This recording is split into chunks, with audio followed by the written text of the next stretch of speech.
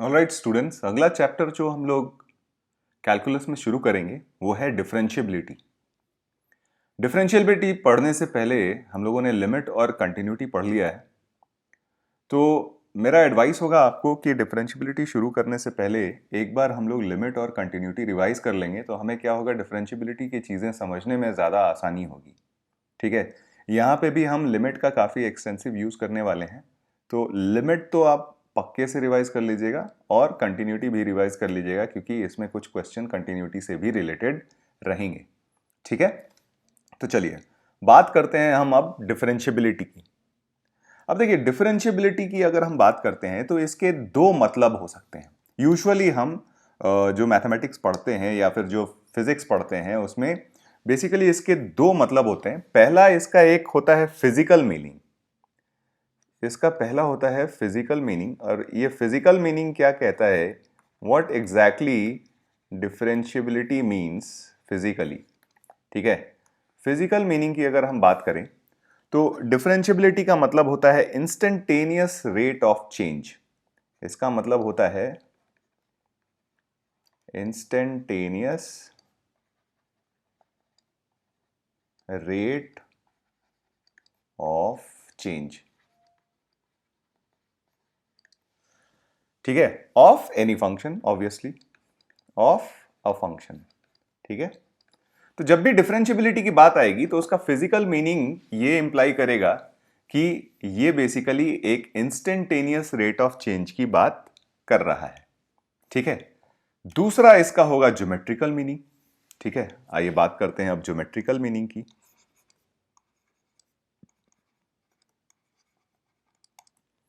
Geometrical meaning, अब geometrical meaning क्या है डिफरेंशियबिलिटी की, ये देखिए, ये हमारे ज्यादा काम की चीज है और इस पे हम ज्यादा फोकस करेंगे फॉर द टाइमिंग। ठीक है, तो हमें इस वाले पार्ट पे ज्यादा फोकस करना है। तो ज्योमेट्रिकल मीनिंग क्या कहता है कि दिस मीन्स डिफरेंशियबिलिटी या फिर derivative, basically it means slope of tangent, it means slope of tangent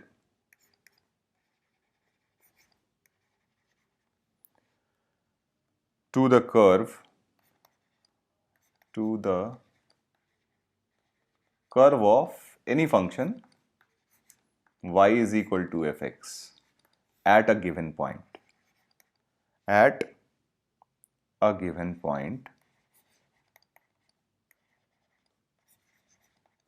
मान लेते हैं x is equal to a, और ऑब्वियसली ये बात तब कर रहे हैं कि if it exists। ठीक है, if it exists। तो ज्योमेट्रिकल मीनिंग कहता है कि it means slope of tangent to the curve of y is equal to F x at a given point x is equal to a if it exists. ये तो हो गए हमारे क्या है इंग्लिश में बातें, हमने बहुत सारी कर ली यहां पे। ठीक है, अब अपनी बोलचाल की भाषा में समझते हैं कि ये क्या रिप्रेजेंट करता है। जैसे सिंपल सा एग्जाम्पल बताऊं मैं आपको कि डिफरेंशियबिलिटी हम किन किन कॉन्सेप्ट्स में यूज करते हैं। तो फिजिक्स या फिजिकल मीनिंग अगर जैसा कि हमने बताया इसका, तो उसमें जब भी हम इंस्टेंटेनियस रेट ऑफ चेंज की बात करते हैं, इंस्टेंटेनियस रेट ऑफ चेंज अगर आप याद करो तो फिजिक्स में हमने काफी देखा है instantaneous rate of change. Physics में काफी देखा है, एक्सेलरेशन से रिलेट करते हैं हम उसको। अगर मोशन का instantaneous rate of change of velocity की बात करते हैं, ठीक है, तो एक्सेलरेशन की बात होती है। इंस्टेंटेनियस रेट ऑफ चेंज अगर हम डिस्टेंस का करते हैं तो वेलोसिटी की बात होती है, and so on.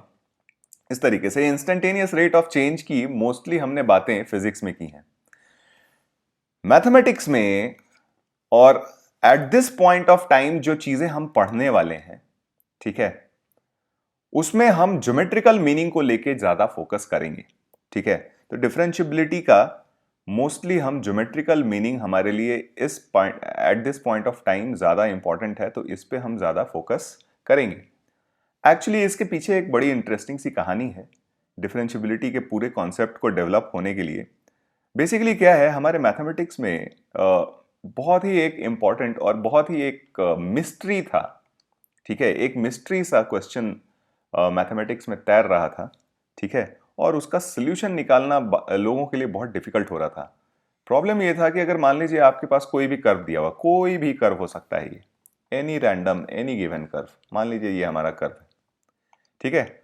Problem statement ये था कि इस कर्व के किसी एक गिवन पॉइंट पे, इस कर्व के किसी एक गिवन पॉइंट पे, मान लीजिए पॉइंट हमने a, fa ले लिया, ठीक है। इस पॉइंट पे हमारा टेंजेंट का स्लोप क्या होगा, ठीक है। तो आपको आज भले ही ये प्रॉब्लम उतना बड़ा नहीं लग रहा हो, लेकिन जिस जमाने की बात मैं कर रहा हूं, उस जमाने में ये एक बहुत बड़ा प्रॉब्लम था। क्यों था?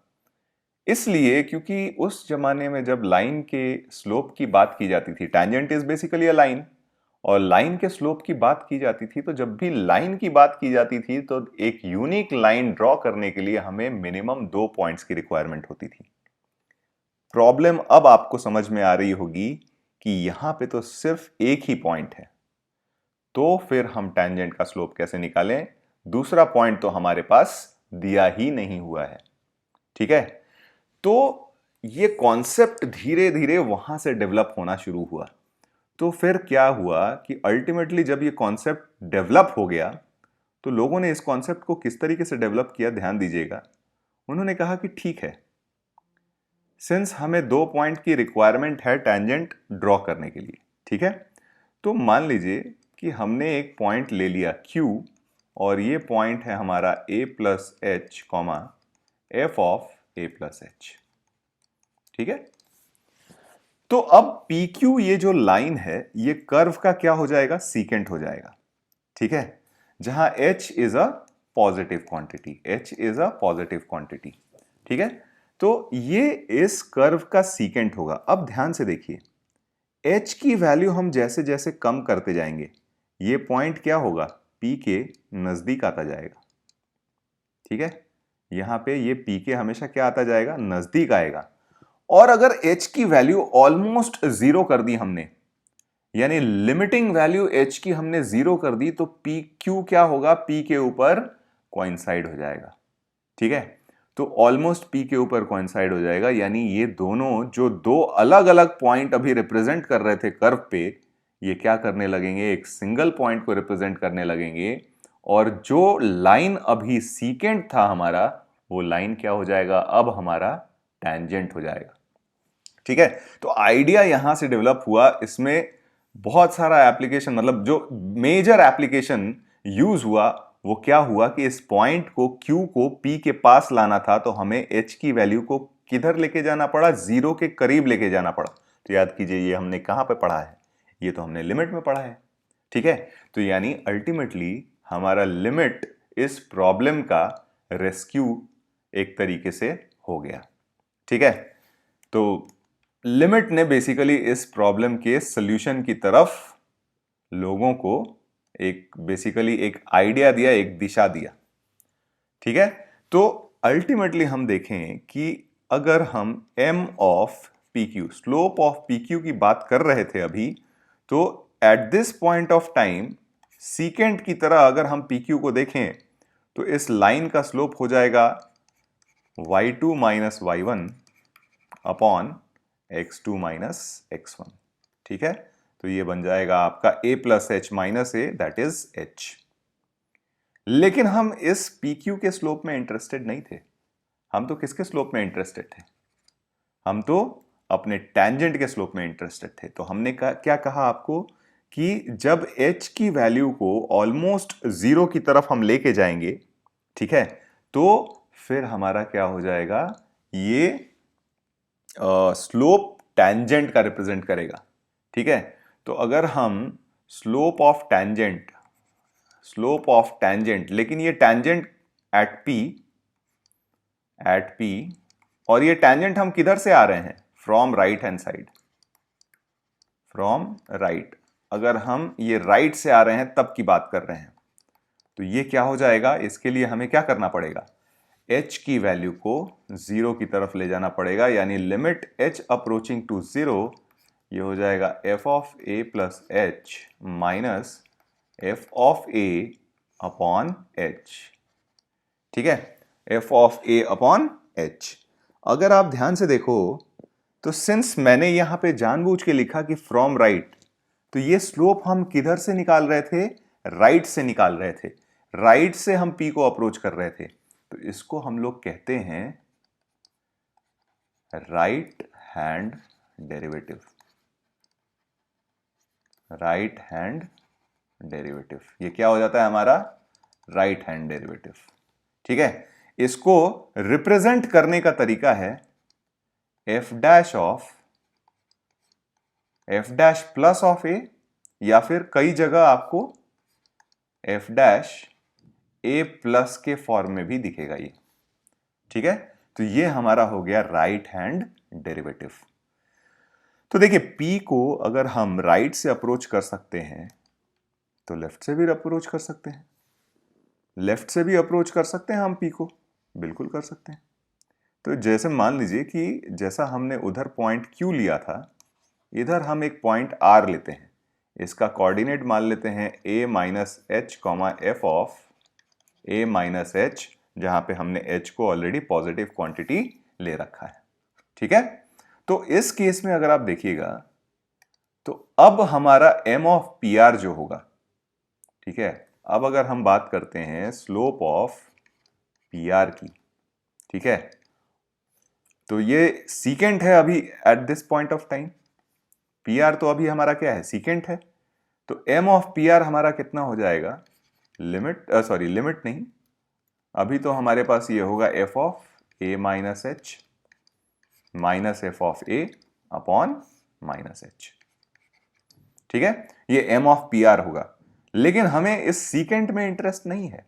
वापस से देखिए, जब h की वैल्यू हम लोग 0 के करीब लेके आएंगे, जैसे जैसे कम करते जाएंगे, ये पॉइंट r किधर को आता जाएगा? p की तरफ आता जाएगा। और जैसे ही h की वैल्यू ऑलमोस्ट 0 अप्रोच करेगी, ये पॉइंट r सीधे किस पे कोइंसाइड हो जाएगा? p पे। और ये जो सीकेंट pr था, अब क्या हो जाएगा हमारा? टैंजेंट हो जाएगा। ठीक है, तो अगर अब हम बात करें slope of tangent at p, लेकिन ये टैंजेंट हम किधर से अप्रोच कर रहे हैं? From left. इस बार हम लेफ्ट से आ रहे हैं, तो इस टैंजेंट के स्लोप की वैल्यू हो जाएगी limit h approaching to 0 f of a minus H minus F of a upon minus H. ठीक है, ये स्लोप लाने के लिए हम P पॉइंट पे किधर से आ रहे थे? लेफ्ट से। तो जैसे इसको हमने डिफाइन किया था राइट हैंड डेरिवेटिव, इसको हम लोग क्या डिफाइन करेंगे? Left hand derivative. ठीक है, लेफ्ट हैंड डेरिवेटिव, शॉर्ट में इसको हम लोग बोलेंगे LHD, और राइट हैंड डेरिवेटिव को हम लोग शॉर्ट में बोलेंगे RHD। ठीक है, यानी इसका रिप्रेजेंटेशन आप देखोगे, ये f dash minus of a या तो इस तरीके से रिप्रेजेंट होता है, या फिर बुक्स में कई जगह आपको f dash of a minus की तरह भी रिप्रेजेंट करके दिखाया जा सकता है। ठीक है, तो यहां पे हमने दो इंपॉर्टेंट चीजें देख ली।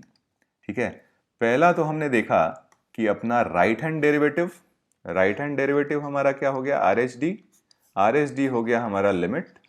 ऑब्वियसली हम कहां पे बात कर रहे हैं? At x is equal to a, किसी point x is equal to a पे। तो ये हो जाएगा हमारा RHD at x is equal to a. इसमें हम फिर से लिख लेते हैं RHD at x is equal to a. तो ये जो वैल्यू होगी हमारी, this will be equal to limit h approaching to 0 f of a plus H minus F of a upon h। ठीक है, ये हमारा RHD होगा। सिमिलरली LHD की बात करें, लेफ्ट हैंड डेरिवेटिव, तो left hand derivative at x is equal to a जो होगा हमारा, ये हो जाएगा हमारा limit h approaching to 0 f of a minus H minus F of a upon minus H. तो ये हमने डिफाइन कर लिया अपना आर एच डी और एल एच डी। ठीक है, राइट हैंड डेरिवेटिव और लेफ्ट हैंड डेरिवेटिव। तो देखिए राइट हैंड डेरिवेटिव, राइट से अगर हम टैंजेंट का स्लोप निकालने की कोशिश करें तो वो रिप्रेजेंट करता है, और लेफ्ट से टैंजेंट का स्लोप अगर निकालने की कोशिश करें तो वो हमारा लेफ्ट हैंड डेरिवेटिव रिप्रेजेंट करता है। ठीक है, तो ये तो बात हो गई हमारे राइट हैंड डेरिवेटिव और लेफ्ट हैंड डेरिवेटिव की। लेकिन हम तो ओवरऑल डिफरेंशियबिलिटी की बात कर रहे हैं, किसी भी फंक्शन के ओवरऑल डिफरेंशियबिलिटी की बात कर रहे हैं। तो अब हम यहां पे अब अपना किसी भी पॉइंट पे फंक्शन की डिफरेंशियबिलिटी डिफाइन करेंगे। तो हम बात कर रहे हैं अभी differentiability of a function, differentiability of a function at x is equal to a. Differentiability of a function at x is equal to a. ये basically at of a function at x is equal to A, basically हम बात कर रहे हैं at a point की। ठीक है, at a point, कोई भी रैंडम पॉइंट लें, यहां पे हम पॉइंट को फिक्स कर रहे हैं एक्स इज इक्वल टू ए से। ठीक है, तो हम x is equal to a पे डिफरेंशियबिलिटी किस तरीके से चेक करेंगे, अभी आपको आइडिया हो गया होगा कि for a function to be differentiable, for a function to be differentiable at x is equal to A, at x is equal to a, ठीक है, हमारे पास क्या होना चाहिए, हमारा L H D is equal to R H D, और ये वैल्यू बेसिकली हमारी क्या होनी चाहिए, एक फाइनाइट वैल्यू होनी चाहिए। ठीक है, ऑब्वियसली एल एच डी और आर एच डी हम किस पॉइंट पे निकाल रहे हैं, x is equal to a पे निकाल रहे हैं। तो यानी कहने का मतलब कि for a function to be differentiable at x is equal to a, हमारा left hand derivative at x is equal to a, ठीक है, left hand derivative at x is equal to a and right hand derivative at x is equal to a should be equal and should be a finite quantity.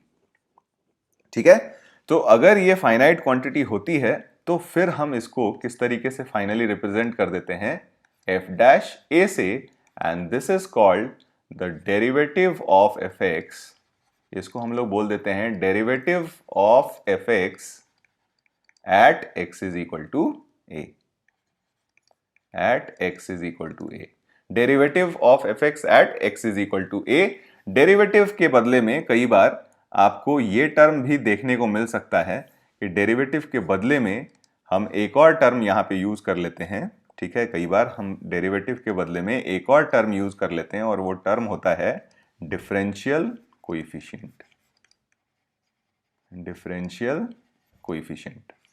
तो अगर ये अलग अलग terms आपको दिखें तो आप उससे घबराइएगा मत, ये बेसिकली एक ही क्वांटिटी को रिप्रेजेंट कर रहे हैं और वो है हमारा एफ डैश ए को।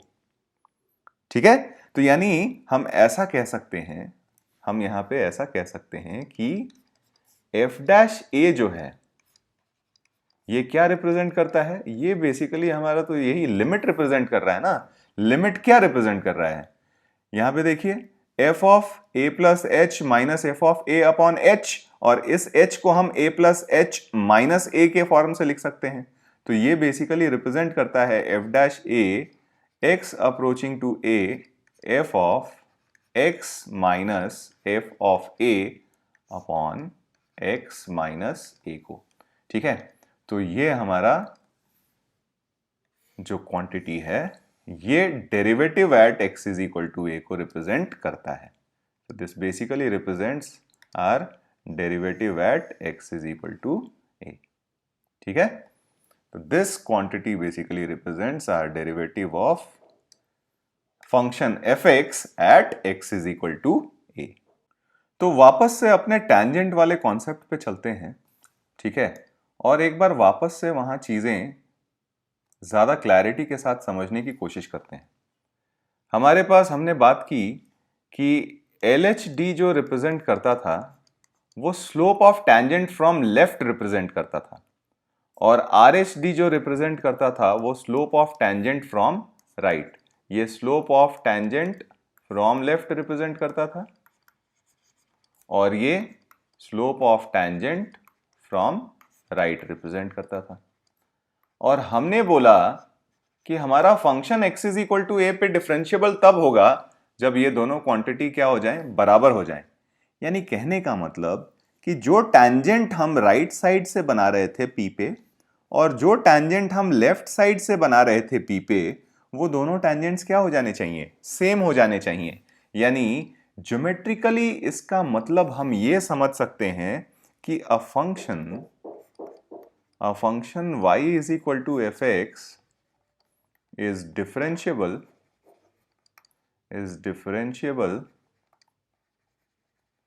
at x is equal to a if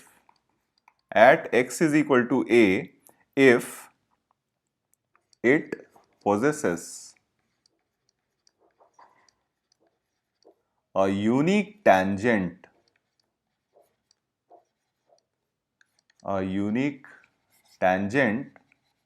ठीक है, a unique tangent of finite slope,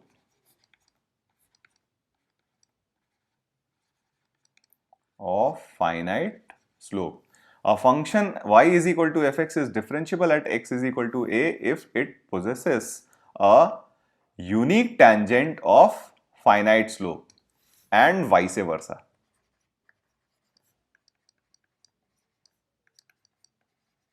vice versa कहने का मतलब कि अगर हमारे पास किसी point x is equal to a पे एक यूनिक टैंजेंट है ऑफ फाइनाइट स्लोप, तो हम कह सकते हैं कि हमारा फंक्शन क्या हो जाएगा, उस पॉइंट पे डिफरेंशिएबल हो जाएगा। ठीक है, और या फिर अदर वे राउंड ये कह सकते हैं कि अगर y is equal to F X, अगर किसी point x is equal to a पे डिफरेंशिएबल है तो x is equal to a पे उसके पास एक यूनिक टैंजेंट होगा और उस टैंजेंट का स्लोप भी जो होगा वो क्या होगा, फाइनाइट होगा। समझ में आई बात? तो ज्योमेट्रिकली इसका मतलब ये होता है। और अगर आप ध्यान से देखिए तो किसी भी कर्व पे किसी पॉइंट पे यूनिक टैंजेंट होने के लिए उस कर्व का उस पॉइंट के आजू बाजू स्मूथ होना बहुत जरूरी है। यानी इसका एक कंक्लूजन हम ये भी निकाल सकते हैं कि इफ अ फंक्शन इज, ठीक है,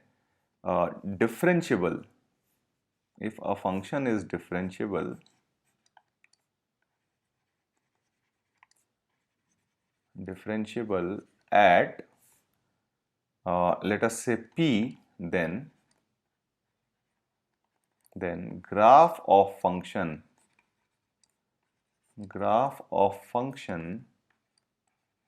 at P should be smooth होना चाहिए। यानी यहां पे कोई भी ऐसा कॉर्नर या ब्रेक इस तरीके का नहीं होना चाहिए।